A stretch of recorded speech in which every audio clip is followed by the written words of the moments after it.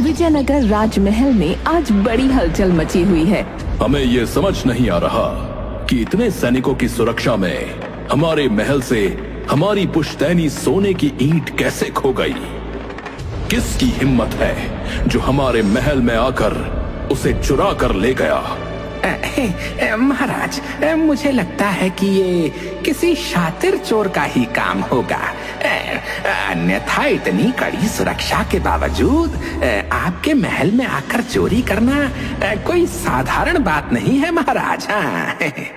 महल से एक अमूल्य सोने की ईंट गायब हो गई और लाख खोजबीन करने के बावजूद भी वो ईंट और उस चोर का पता न चला। तो राजा ने महामंत्री को बुलाकर आदेश दिया, मंत्री जी, पूरे देश में मुनादी करवा दी जाए कि जो कोई उस अमूल्य सोने की ईंट के बारे में सूचना देगा या चोर को ढूंढ निकालेगा, उसे 5000 सोने की मोहरें इनाम स्वरूप दी जाएंगी। जो आज्ञा महाराज, जो आज्ञा। मैं अभी पूरे नगर में मुनादी करवा देता हूँ महाराज। नगर नगर गांव-गांव में मुनादी करवा दी गई। सुनो सुनो सुनो, महाराज के खजाने से बहुमूल्य सोने की ईंट गायब हो गई है। जो कोई व्यक्ति उस ईंट को ढूंढेगा या उस चोर को पकड़वाएगा, उसे महाराज 5000 सोने की मोहरें इनाम में देंगे। ये राजा का आदेश है। सुनो सुनो सुनो। दूसरी तरफ नगर में रहने वाले धनीराम और मनीराम अपने पड़ोसी झपट्टा से बहुत ईर्ष्या करते थे। झपट्टा गरीब था, पर नेक दिल और अच्छे व्यवहार के कारण लोग उसकी बहुत इज्जत करते थे। बस यही बात उसके पड़ोसी धनीराम और मनीराम को बिल्कुल पसंद नहीं आती थी। जब ये मुनादी धनीराम और मनीराम ने सुनी, लो भाई मनीराम, अब इस झपट्टा से बदला लेने का मौका आ गया है। वो कैसे बड़े भैया? हम उस झपट्टा से बदला कैसे लेंगे? अरे क्या तुम्हें याद नहीं है? तुम्हें याद नहीं कि वो मक्कार चीजों को पहले से ही भांप जाता है? अब हम बनाएंगे उसे दिव्यदर्शी। उसे हर घटना का अपने आप ही पता चल जाता है ना। लेकिन भैया। अरे भाई, लेकिन को छोड़ो और इधर आओ, मैं तुम्हें सब समझाता हूँ। सुनो। धनीराम मनीराम के कानों में कुछ कहता है।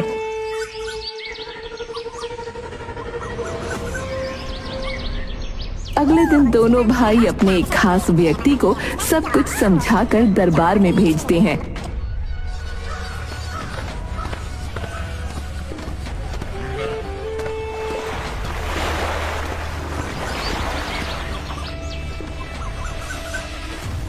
महाराज की जय हो। मैं आपको एक ऐसे व्यक्ति के बारे में बताने आया हूँ महाराज, जो आसानी से सोने की ईंट के बारे में बता सकता है और जो चोर को पकड़वा भी सकता है। कौन है वो व्यक्ति? जल्दी बताओ। वो मेरे परदादा की प्रिय ईंट थी। महाराज, वो व्यक्ति हमारे ही गांव का है और उसका नाम है झपट्टा। वो अपने आप को दिव्यदर्शी कहता है। मैंने उसे अपने दोस्तों से बात करते सुना है कि वो एक रात में ईंट के चोर को ढूंढ सकता है, पर वो आपको खुश नहीं देखना चाहता। यदि आप उसे फांसी पर चढ़ने की धमकी दें, तो वो कल सुबह तक सोने की ईंट आपके हाथों में रख सकता है महाराज। मंत्री जी, आप तुरंत झपट्टा को दरबार में प्रस्तुत करिए। जो आज्ञा महाराज।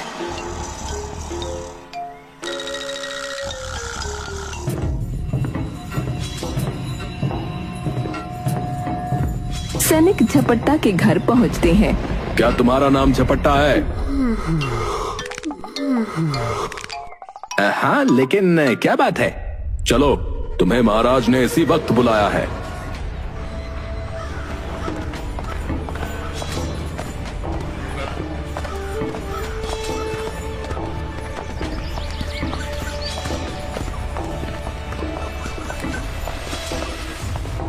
झपट्टा की समझ में कुछ नहीं आया। वो सैनिकों के साथ डरता डरता दरबार में हाजिर हो गया। महाराज की जय हो। महाराज, मुझ गरीब को आपने कैसे याद किया? क्या आपकी शान में कोई गुस्ताखी हो गई है? ऐसी कोई बात नहीं है। हमने सुना है कि तुम अपने आप को दिव्यदर्शी कहते हो, अतः हम खुद यकीन करना चाहते हैं कि जो कुछ हमने तुम्हारे विषय में सुना है वो सच है या नहीं। तुम हमारी चोरी हुई सोने की ईंट का पता लगाकर हमें बताओ, और साथ ही उस चोर के विषय में भी। महाराज, लेकिन यदि तुम ऐसा कर सकते हो तो हम तुम्हें घोषित इनाम के अलावा 100 ऊंटों का काफिला भी देंगे, और यदि तुम उसे ना खोद सके तो तुम्हें घोड़े की पूंछ से बांधकर तपते रेगिस्तान पर छुड़वा दिया जाएगा। झपट्टा को समझते देर न लगी कि ये सब किसकी कारस्तानी है। उसके मन में विचार आया, फिलहाल दिव्यदर्शी बनने में ही भलाई है, वरना महाराज क्रोध में मुझे इसी समय फांसी पर लटका देंगे। हाँ, तुम चुप क्यों हो? जवाब दो, तुम हमारी आज्ञा का पालन करने के लिए तैयार हो या नहीं? महाराज, आपकी आज्ञा की अवहेलना भला मैं कैसे कर सकता हूँ? कृपया आप महल के बाहर मेरे लिए एक तंबू लगवा दें।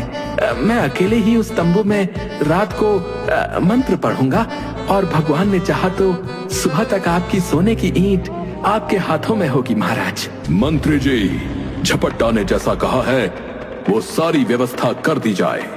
जो आज्ञा महाराज, मैं अभी सारी उचित व्यवस्था करता हूँ। इस समय तो मैं तंबू में रह लूंगा, लेकिन रात को मौका देखकर यहाँ से निकल भागूंगा। हाँ, और ये देश छोड़कर कहीं दूर चला जाऊंगा। झपट्टा, तू हमेशा सोचेगा कि किस्मत साथ देगी, ऐसा बिल्कुल नहीं होने वाला रे। झपट्टा के लिए महल के बाहर एक तंबू लगवा दिया गया, और झपट्टा उसमें प्रस्थान कर इस तरह का दिखावा करने लगा जैसे वास्तव में किसी मंत्र का जाप कर रहा हो। आधी रात के समय झपट्टा ने तंबू से बाहर झांक कर देखा और खुद से बोला, बस झपट्टा, यही मौका है, मुझे यहाँ से ना निकल जाना चाहिए। चल बेटा झपट्टा। संयोग से उस समय ईंट चोर, जो कि महल का ही एक कर्मचारी था, कि क्या झपट्टा वास्तव में ही दिव्यदर्शी है? यदि है तो वो उसे पकड़ने के लिए क्या तैयारी कर रहा है? झपट्टा उससे टकरा गया। मैं तो मर गया रे, छोड़ दो, मैंने कुछ नहीं किया, माफी। तुम? चोर कर्मचारी ने समझा कि झपट्टा ने उसे पहचान लिया है। वो तुरंत उसके पैरों में गिर पड़ा। मुझ पर दया कीजिए हुजूर, मुझे छोड़ दीजिए, मैं सोने की ईंट आपको देने के लिए तैयार हूँ। अरे, ये तो अपने आप ही जाल में आ फंसा। अब मजा चखाता हूँ इसे। इतनी आसानी से मैं तुझे नहीं छोड़ने वाला। झपट्टा महाबली नाम है मेरा। मेरे बारे में जानता नहीं है क्या? मुझे माफ कर दीजिए महाराज, मेरे प्राण ले लेंगे। मेरे पीछे मेरे परिवार का क्या होगा? भगवान के लिए मुझे माफ कर दीजिए। ठीक है, मैं तुम्हें छोड़ दूंगा, लेकिन पहले तुम ये बताओ कि वो सोने की ईंट कहाँ है? बताता हूँ। यहाँ से पूर्व की ओर एक ऊंचा टीला है, उस पर एक बड़ा काला पत्थर रखा हुआ है। उस पत्थर के नीचे रखी है मैंने वो ईंट। ठीक है, मैं तुम्हें छोड़ रहा हूँ, लेकिन तुम्हारी भलाई इसी में है कि तुम जल्द से जल्द ये नगर छोड़कर चले जाओ। हाँ, आपका बहुत बहुत धन्यवाद, बहुत बहुत धन्यवाद। वो कर्मचारी वहाँ से भाग खड़ा हुआ।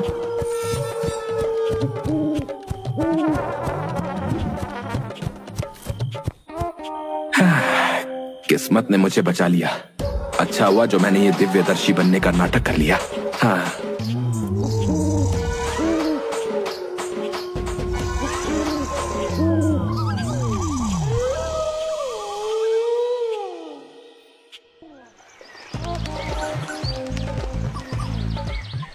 दूसरे दिन सुबह होते ही झपट्टा महाराज के पास पहुंचा। क्यों झपट्टा, क्या तुमने हमारी सोने की ईंट का पता लगा लिया? जी महाराज, ईश्वर की दया से सोने की ईंट का पता तो चल गया, लेकिन अफसोस चोर ये देश छोड़कर जा चुका है। अच्छा, सोने की ईंट कहाँ है? महाराज, आप मेरे साथ उस स्थान पर चलिए जहाँ चोर ने ईंट छुपा रखी है, और अपने हाथों से स्वयं निकाल लीजिए महाराज।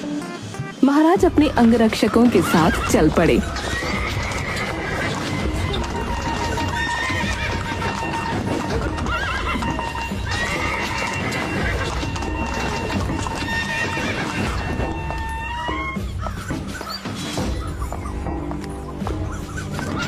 झपट्टा महाराज को उस स्थान पर ले गया जहाँ का पता उसे चोर ने दिया था। तुम हमें कहाँ ले आए हो? महाराज, हमें इस टीले पर चढ़ना है महाराज। ऊपर ही ईंट मौजूद है। महाराज, सैनिकों से कहकर इस बड़े से पत्थर को हटवा दीजिए। इसके नीचे ही आपको आपकी सोने की ईंट मिल जाएगी। सैनिकों, तुरंत इस काले पत्थर को यहाँ से हटाया जाए। सैनिकों ने जैसे ही उस बड़े भारी काले पत्थर को एक तरफ हटाया, वैसे ही झपट्टा ने कहा, महाराज, ये रही आपकी सोने की ईंट महाराज। झपट्टा, अब हमें विश्वास हो गया कि तुम सचमुच दिव्यदर्शी हो। हम तुमसे अति प्रसन्न हैं। महाराज, मैं तो एक मामूली सा सेवक हूँ।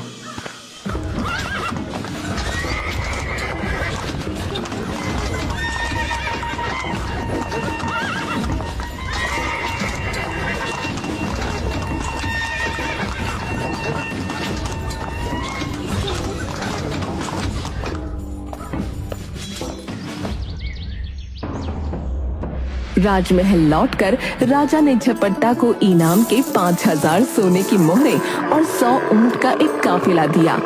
अब झपट्टा के दिन आनंद पूर्वक बीतने लगे।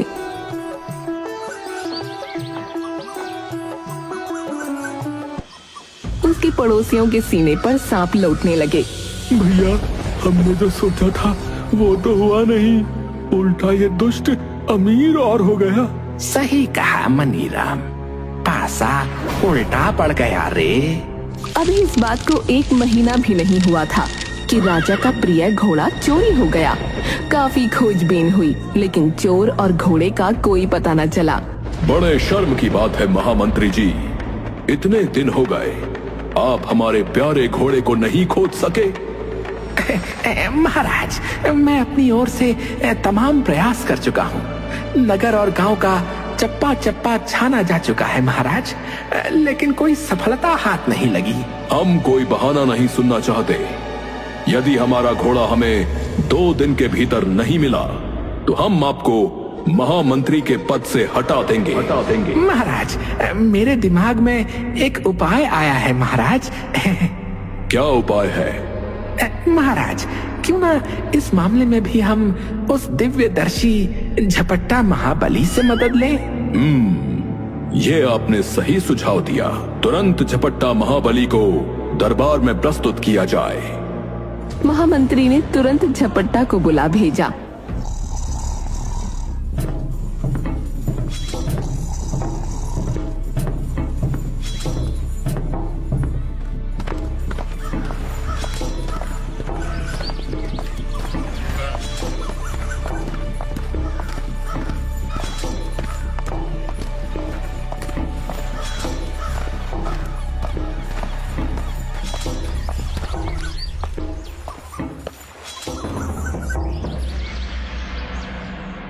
महाराज की जय हो। महाराज, इस गुलाम के लिए क्या आज्ञा है?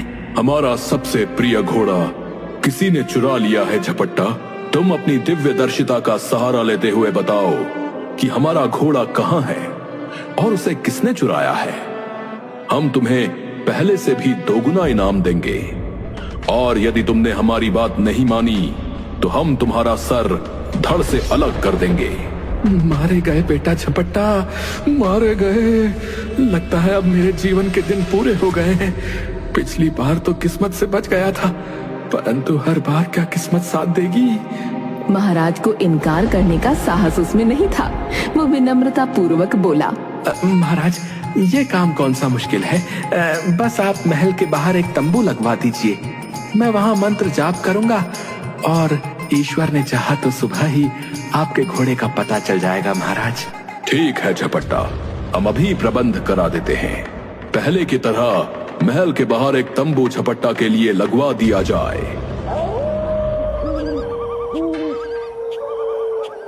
बेचारा झपट्टा तंबू के भीतर बैठकर मंत्र पढ़ने का नाटक कर रहा था और मन ही मन भगवान से अपने जीवन की भीख मांग रहा था। भगवान, अच्छा यही होगा कि आज रात हमेशा के लिए मैं देश छोड़कर चला जाऊं, वरना दिव्यदर्शी बनने का ये नाटक किसी दिन मेरे लिए जानलेवा बन जाएगा। हाँ। आधी रात बीतते ही वो चुपचाप तंबू से बाहर निकला और उसने देखा कि आसपास कोई नहीं है। बेटा झपट्टा, मौका अच्छा है, भाग ले यहाँ से। और वो भाग निकला।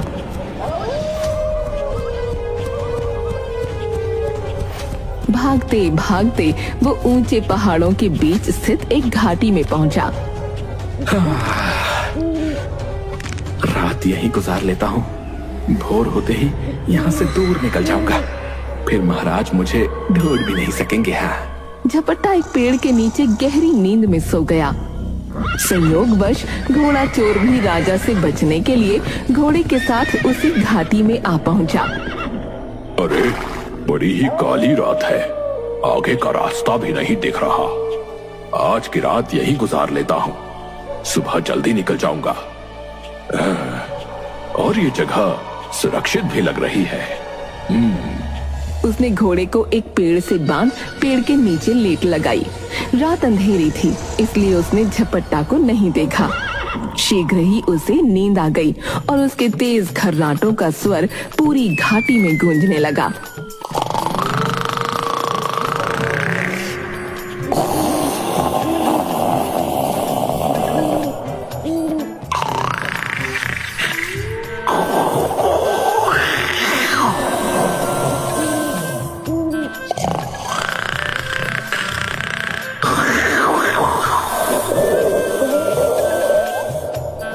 चोर के गहरी नींद में सोते ही उसके तेज खर्राटों की आवाज से झपट्टा की नींद खुल गई। अरे, ये कौन है जो इतनी जोर से खर्राटे ले रहा है? तभी घोड़े ने भूख से हिनहिनाना शुरू कर दिया।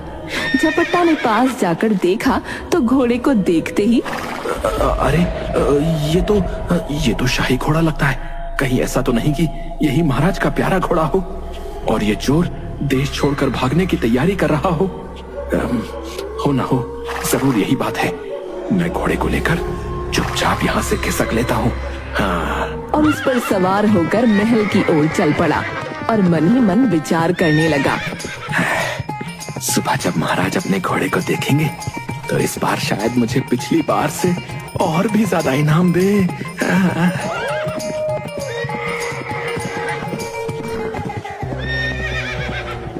रात में ही झपट्टा महल के बाहर अपने तंबू के पास पहुंचा और उसने घोड़े को तंबू से बांध दिया और भीतर जाकर निश्चिंत होकर सो गया। क्योंकि रात काफी देर तक जागता रहा था, इसलिए सुबह उसकी आंख नहीं खुली और राजा ने उसे बुलवाने के लिए 2 सैनिकों को भेजा। ये तो महाराज का प्यारा घोड़ा है, इसे यहाँ किसने बांधा? हाँ, ये वही घोड़ा है जो अस्तबल से चोरी हुआ था। जरूर दिव्यदर्शी ने रातों रात इसे खोज लिया होगा। चलो चलकर महाराज को ये खुशखबरी सुनाएं। महाराज की जय हो। महाराज, आपके घोड़े को दिव्यदर्शी ने खोज निकाला है महाराज, और वो इस वक्त इस तंबू के बाहर बंधा हुआ है महाराज। क्या? चलो, हम अपनी आंखों से देखकर ही विश्वास करेंगे। चलो। तंबू के बाहर अपने चहेते घोड़े को देख राजा को अपनी आंखों पर विश्वास नहीं हुआ, लेकिन जब उन्होंने घोड़े को देखा तो जोर जोर से वो हिनहिनाने लगा, तो उन्हें विश्वास करना ही पड़ा। ये हमारा ही घोड़ा है, हमारा प्यारा घोड़ा। कुछ देर बाद दरबार में झपट्टा, सचमुच हम बहुत प्रसन्न हैं। हमने तुम्हें जो इनाम देने को कहा है, हम वो तो देंगे ही, साथ ही साथ हम भोजन करने का भी तुम्हें निमंत्रण देते हैं। आपका बहुत बहुत धन्यवाद महाराज। ये गुलाम सदैव आपकी खिदमत में हाजिर रहेगा।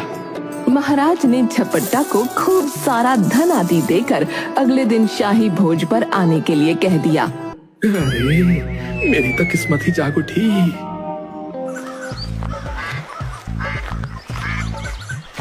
अगले दिन झपट्टा समय पर शाही भोज के आमंत्रण पर पहुंचा।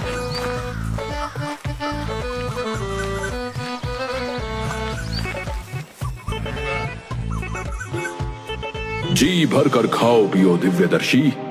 तुम जैसा योग्य व्यक्ति हमारे देश में है, ये हमारे लिए बड़े ही गर्व की बात है। इजाजत मिलते ही झपट्टा ने भोजन और मदिरा पर हाथ साफ करना आरंभ कर दिया। वैसे भी उसे ऐसा शाही भोज जीवन में पहली बार खाने को मिला था, इसलिए वो अपने मन को रोक नहीं पा रहा था। कहां से एक टिड्डा आया और महाराज के प्याले में घुस गया। ये कमबख्त हमारे पैमाने को अपने दादा का घर समझकर यहाँ आकर बैठा है। इसे अभी मजा चखाता हूँ। महाराज ने टिड्डे को पकड़ना चाहा, पर वो खुद उनके हाथ से नीचे से निकलकर मेज पर जा गिरा। निकल गया, लेकिन जाएगा कहाँ?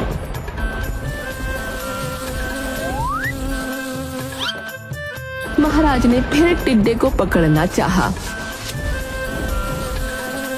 ओहो, फिर निकल गया, लेकिन इस बार मेरे हाथ से नहीं बच पाएगा। इस बार महाराज ने फुर्ती दिखाई और टिड्डे को मुट्ठी में जकड़ लिया। अब आया पकड़ में। बड़ी देर से मुझे परेशान कर रखा था। तभी महाराज के मन में एक विचार आया। क्यों ना झपट्टा की दिव्य दृष्टि की फिर से एक बार परीक्षा ली जाए।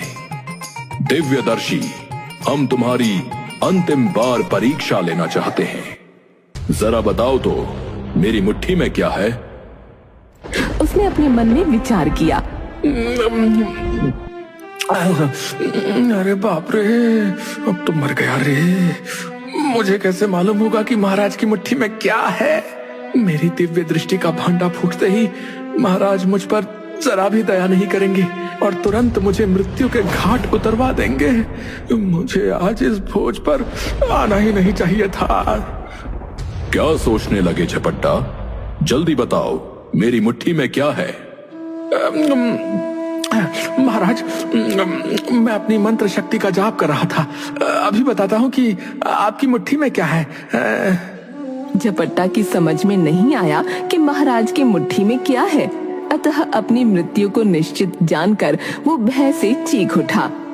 प्रभु, तुमने एक बार बचा लिया, दूसरी बार बचा लिया, लेकिन तीसरी बार लगता है तुम नहीं बचा पाओगे और एक मूर्ख अपनी गुस्ताखी की सजा भुगत कर ही रहेगा। झपट्टा की बात सुनकर वाह वाह, महाराज ने सोचा कि झपट्टा टिड्डे के लिए कह रहा है, क्योंकि 2 बार बचने के बाद तीसरी बार में टिड्डे को महाराज ने पकड़ लिया था। उन्होंने तुरंत मुट्ठी खोलकर टिड्डे को मसल दिया। शाबाश झपट्टा, तुमने बिल्कुल ठीक कहा। ये टिड्डा 2 बार बच गया था, लेकिन इस बार मर गया। है? जी जी महाराज, जी जी। अरे वारी किस्मत है, तूने फिर मुझे बचा लिया। वास्तव में ही मैं किस्मत का धनी हूँ रे। तेरी जय हो झपट्टा महाबली।